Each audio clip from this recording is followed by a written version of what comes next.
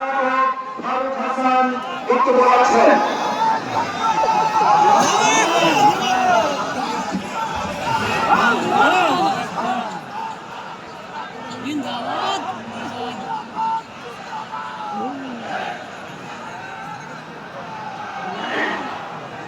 أعوذ بالله من الشيطان الرجيم بسم الله الرحمن الرحيم আজকে ঐতিহাসিক এই কর্মী সম্মেলনে যশোর জেলার জামাত ইসলামী সংগ্রামের আমির এই কর্মী সংগ্রামের সম্মানিত সভাপতি আজকে এই কর্মী সম্মেলনে আমাদের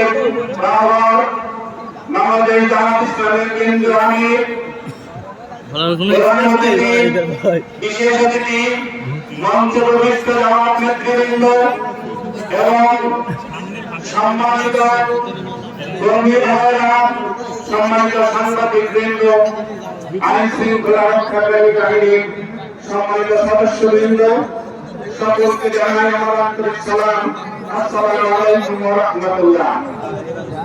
সংগ্রামী সাথী বন্ধুগণ, আপনারা জানেন বাংলাদেশ জামাত ইসলামী এদেশের ন্যায় ইনসাফ ভিত্তিক সমাজ প্রতিষ্ঠা করতে চায়।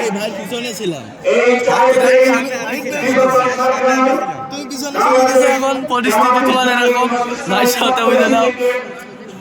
তারা নিষিদ্ধ করে রেখেছিল, তারপরে তাদের পতনের আগ পর্যন্ত আনুষ্ঠানিকভাবে জামাত ইসলামীকে নিষিদ্ধ ঘোষণা করলো। কিন্তু আল্লাহ রাব্বুল আলামিন তাদেরকে নিষিদ্ধ করে দিল, দেশ ছেড়ে পালাতে হলো, তারা সময়ে উৎপাদিত হয়ে গেল। কিন্তু সংগ্রামী সাথী বন্ধুগণ, তাদের ষড়যন্ত্র থেমে নাই।